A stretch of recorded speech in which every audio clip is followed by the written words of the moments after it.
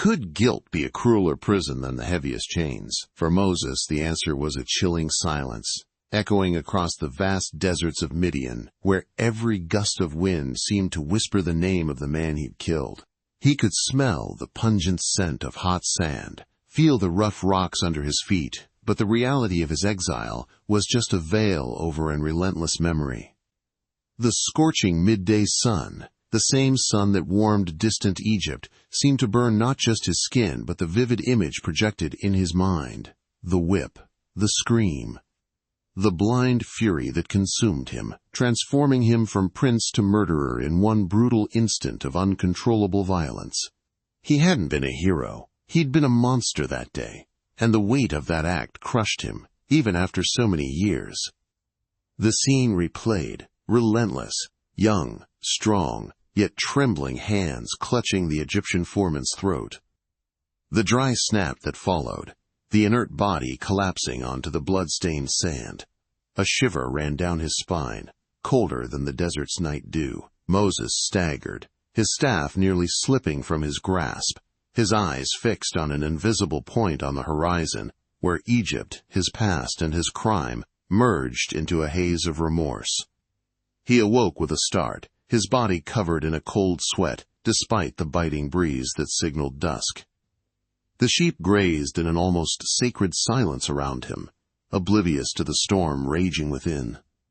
Here, in Midian, he was Moses the shepherd, Jethro's son-in-law, Zipporah's husband. But with every breath, Moses the killer, the fugitive, the man with stained hands, reasserted his presence, an inextinguishable shadow. Before we dive deeper into this story, I'd love to know where you're tuning in from. It's such a joy to know these stories can touch hearts in so many different places. Leave a comment below and let me know. The simple life of a shepherd in Midian was a balm for his tormented soul. The smell of frankincense and wet earth after a rare rain, the quiet rhythm of days following the sun and stars, the silence only the desert could offer. All of it was a stark contrast to the oppressive buzz of Egyptian palaces. He tended Jethro's flock with an almost monastic dedication, as if the simplicity of that existence could somehow purify him of his stain. Jethro, the wise Midianite priest with his white beard and deep eyes, noticed the hidden anguish in his son-in-law's gaze.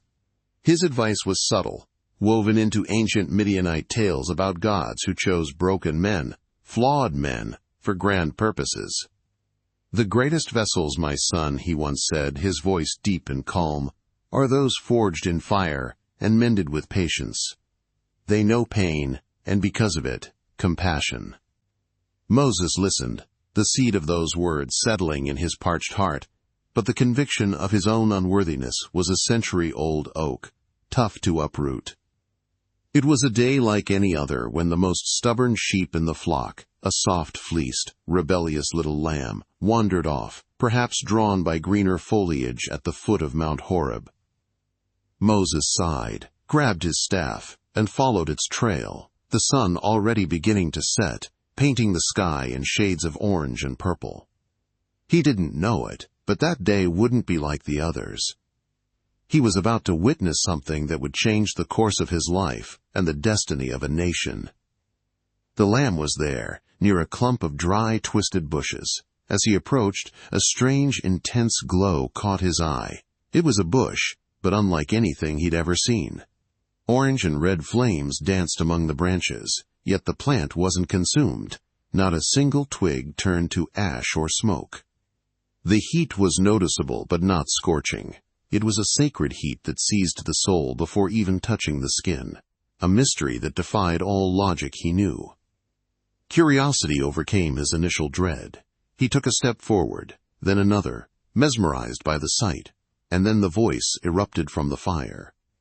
Not a whisper, nor thunder, but an overwhelming command that resonated in every fiber of his being, filling the air with an authority that made him fall to his knees, face in the dust.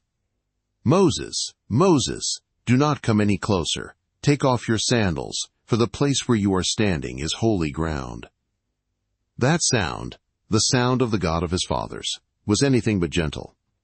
It was an irrefutable summons, and he knew, deep down, that he couldn't flee, that his past had finally caught up to him, but in a way he never could have predicted.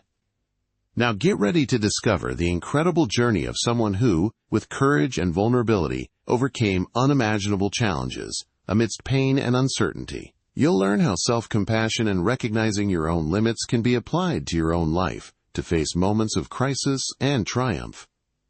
Let's get started. His mind reeled. "Who am I?" Moses stammered, his voice hoarse and choked with dust and fear. "I'm a killer, a fugitive! How can I, with my blood-stained hands and a slow tongue, speak in your name? Send someone else, Lord.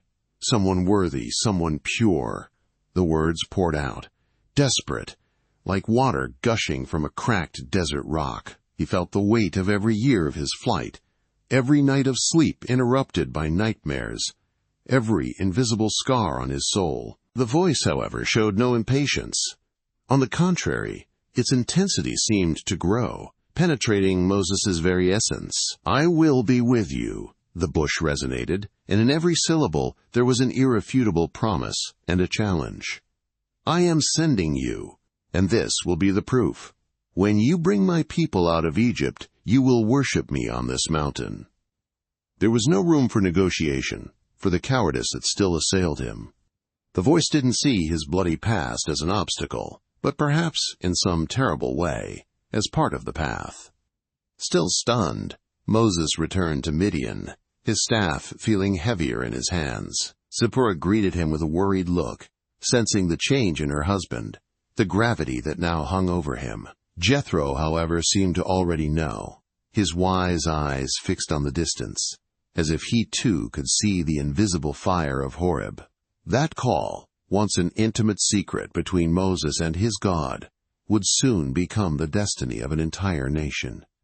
The journey back to Egypt was long and silent, each step raising the dust of dormant memories. The air, once fresh and pure from the desert, now became dense and heavy with the smell of sweat and the smoke from brick kilns. The Nile, majestic and imposing, seemed murkier, its waters reflecting the darkness that covered the heart of the empire. The reunion with Aaron, his brother, was tense. Years of separation lived so distinct. One, an eloquent speaker, a leader among the Hebrews. The other, a quiet shepherd, marked by a crime.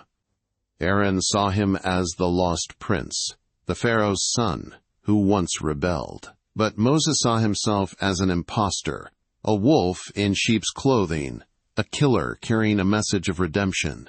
How could he convince his own people that he was God's chosen, when he himself didn't feel worthy? The stutter that afflicted him seemed a constant reminder of his inadequacy, a barrier between him and the people he was supposed to free. The first audience with Pharaoh was a disaster. The ostentatious luxury of the court, the perfumed incense and the gleam of gold, couldn't mask the stench of oppression that emanated from that place. Pharaoh, his old childhood brother, was no longer the playmate. His eyes were cold, his posture inflexible, a god on earth, unshakable in his power. "Who is the Lord that I should obey his voice and let Israel go?" Pharaoh scoffed, a cruel smile playing on his lips. He saw through Moses' simple shepherd clothes, but he didn't see the authority that accompanied Moses. To him, Moses was a ghost from the past, a traitor, and the idea of a God of the Hebrews was an affront to his own dominion. It was then that Jireh, the chief of the royal guard, met his gaze, a chilling calm, a flicker of recognition mixed with hatred. Jireh was the cousin of the Egyptian foreman Moses had killed, and the wound was still open in his soul, corroded by years of thirst for revenge. In that instant, Moses knew the hunt had begun. Not just against Pharaoh, but against him, personally. The slaves' conditions worsened drastically after the confrontation. The oppression intensified, the work became unbearable, and the overwhelmed Hebrew people turned against Moses and Aaron. "May the Lord judge and condemn you," they cried out, exhausted and hopeless. Their voice, full of pain, was like a whip on Moses' back. He had promised liberation, and all he had brought was more suffering. If you've ever felt the weight of a broken promise, or the frustration of trying to help and only making things worse, you understand a little of what Moses felt.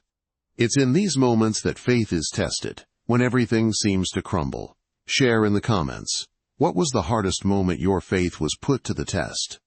The voice of the burning bush seemed distant now, muffled by the lamentations of his people. "Why did you send me?" he cried out to God, not with reverence, but with the raw honesty of a broken soul. "Ever since I went to Pharaoh to speak in your name, he has brought trouble upon this people, and you have not rescued them." Doubt was a bitter poison in his mouth, a betrayal of the vows made at Horeb. Was he just a fool, a man deluded by a desert vision? God's answer came not in fire or thunder, but in a silent certainty that filled the void in Moses. It was a renewed promise, deeper than the waters of the Nile, older than the pyramids, a promise he couldn't fully grasp, but somehow felt in his bones. It was time to act, to trust, even when all seemed lost. The air in Egypt grew heavy, almost palpable, as the first plague struck the land. The Nile, the pulsing vein of the empire, suddenly turned to blood. Not a reddish tint, but a dark, dense crimson, smelling of death and decay. Fish floated, dying, and the water became undrinkable. Despair spread like a disease, and the putrid stench of the river rose to the heavens, suffocating everyone. For Moses, it was a profound shock. He was no longer just speaking. He had become the conduit for a destructive, uncontrollable force.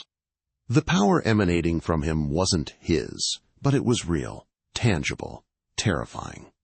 A part of him feared the grandeur of that manifestation, for it reminded him of his own capacity for destruction, of the fury that had led him to take a life.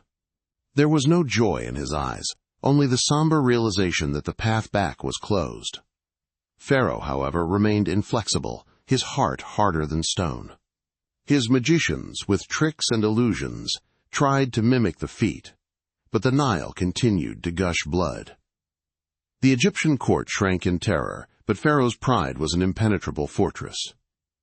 And Moses realized that the fight wasn't just against a man, but against a system, a self-proclaimed deity. The plagues followed, one after another, like waves of destruction engulfing Egypt. Frogs leaped everywhere, entering houses, beds, ovens. The dust of the earth turned into gnats, infesting men and animals. Swarms of thick flies invaded every corner, a plague that brought disease and despair. Each plague was a vivid reminder to Moses of the terrible price of Pharaoh's disobedience and of the power that now flowed through him. The pain of the Egyptian people, mingling with the pain of the oppressed Hebrews, weighed on his soul. He didn't rejoice in the destruction. Each plague reminded him of the deadly power he himself once used, of the rage that overcame him. Being God's instrument was a heavy burden, a constant reminder of his own human nature, flawed and complex. He saw the terror in the eyes of the Egyptians, and in many of them, the hopelessness he knew so well. Amidst the chaos of the plagues, Kairos' pursuit intensified. The chief of the guard, driven by an relentless thirst for revenge, hunted Moses like a shadow. One dark night, as Moses tried to sneak through the narrow streets of an Egyptian city, seeking information about the Hebrew situation, Kairos and his guards cornered him. The smell of metal and leather from the soldiers was a premonition of death.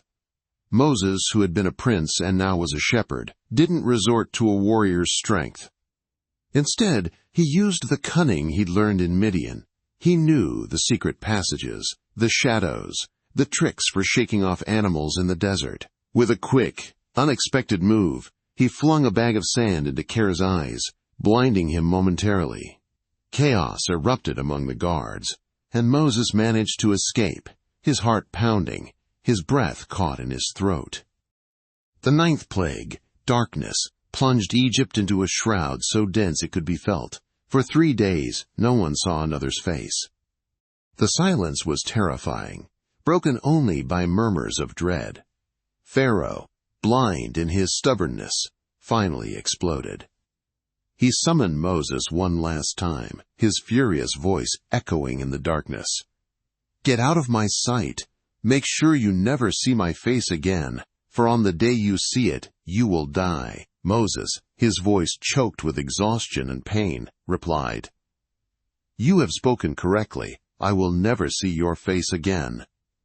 Moses left Pharaoh's presence, his heart heavy as a stone. The palace's darkness seemed to stretch beyond the doors, enveloping him in a cloak of despair. The Hebrew people, starving and frightened, were on the verge of open rebellion against him. Murmurs of discontent turned into shouts of revolt, echoing through Egypt's narrow, suffocating streets. "You brought us here to die," they cried, their faith shattered into 1,000 pieces, just like the few hopes they had left. He felt utterly isolated, a failure to his people and to his God. The words of the burning bush seemed a distant, cruel echo. How could he free them if they themselves rejected him? He was a stranger again, a man without a place, an impostor who had promised freedom and only brought more pain. Physical and mental exhaustion crushed him, and guilt, that old companion, whispered in his ears that it was all his fault, that his past crime had finally caught up to him and ruined everything. He fled to the desert on the outskirts of the city, returning to the solitary fugitive state he'd been in for 40 years. The desert's silence was a relief, but also a cruel mirror to his soul. He lay on the cold sand, under a sky full of stars that seemed indifferent to his agony. In that vast silence, there was no voice of God, only the noise of his own tormenting thoughts. It was rock bottom. In the crushing silence of the desert, Moses confronted his memory once more. He saw the face of the Egyptian he had killed, not as an aggressor, but as a man taking his last breath. And he confessed to God not just the act, but the blind rage, the wounded pride that drove him, the fear that made him flee for so long. He wept, not the tears of a liberator, but the raw tears of a broken man who finally saw himself as he was, without disguise. He didn't ask for forgiveness with words, but with the surrender of his soul. He accepted his identity, not an Egyptian prince, not a shepherd, not even a killer. He was just a servant, an instrument in the hands of a God who had chosen him despite his darkest flaws. Guilt was still there, like a deep scar, but it no longer defined him. There was a greater purpose, and he, imperfect as he was, would be part of it. With this serene conviction, he returned to the Hebrews, not with orders, but with an authority that came from his own vulnerability and acceptance. "Tonight, each family must sacrifice a lamb without defect," he instructed, his voice calm but firm. "Put the blood on the doorposts. When the angel of the Lord passes by, he will see the blood, and your house will be spared." It was the Passover ritual, a covenant of life amidst impending death. The night of the 10th plague hung over Egypt with unbearable tension. Hebrew families, wrapped in silent prayers, locked themselves in their homes, the sweet smell of lamb's blood and unleavened bread filling the air. Outside, the silence was oppressive, a calm before the storm. Suddenly, the first screams cut through the quiet, coming from the palaces, then from the richest houses, and then a chorus of lamentations rose throughout the land. It was the mourning of the Egyptians. The angel of death had passed. The firstborn of every Egyptian family, from Pharaoh's son to the captive in prison, and even the firstborn of the animals, were struck down. The air grew heavy with pain, an echo of the lament that had once been the death song of the Hebrews in the kilns. Jireh, the chief of the guard, who lost his own firstborn son, felt the hardest blow of all. His heart, already corroded by vengeance, now bled with incomparable pain. In his fury and despair, Jireh led a group of guards, eyes blazing with hatred, to find and kill Moses. It was the last act of a man who had lost everything. But the city was chaos, a sea of mourning and disorganization. Screams, crying, people running through the streets in panic, the smell of incense mixed with death. In the midst of the confusion, Jireh and his men were thwarted, blocked by the very disorder the plague had caused. Moses was protected not by his strength, but by the despair of the empire. Pharaoh, broken in his pride and power, finally gave in. His voice, once arrogant, was now a whisper of pain. "Get up. Leave my people, you and the Israelites. Go and worship the Lord as you have said."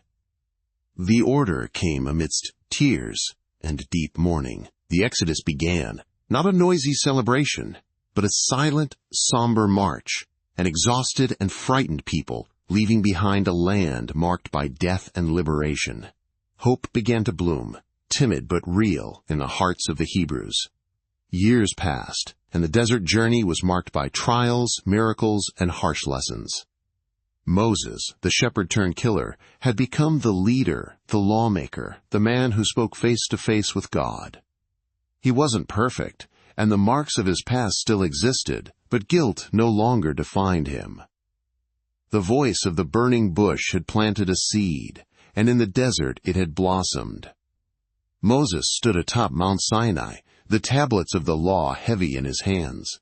The rough granite and strong wind were a metaphor for the journey that had shaped him. The camera lingered on his face, now marked by lines of age and responsibility, but no longer by guilt. His eyes, once tormented, now shone with serene conviction. He looked down at his people encamped below, a vast congregation of liberated souls, but still in formation. He was no longer the prince who fled, nor the hidden shepherd, nor the man haunted by the murder he committed. He was the channel of God's law, the leader of a nation. Redemption came not in the absence of his flaw, but in the acceptance of it, and in obedience to a greater call. His hands, once stained, now held the divine commandments, symbols of a new covenant, a new life.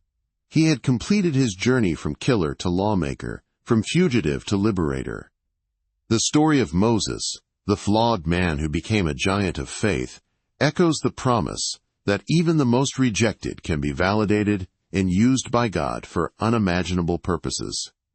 If this story touched your heart, if you felt Moses' pain and redemption, don't keep it to yourself. Leave your comment, share your impressions, and if you haven't already, subscribe to the channel so you don't miss the next stories that, like this one, are waiting to be revealed between the lines of the sacred text.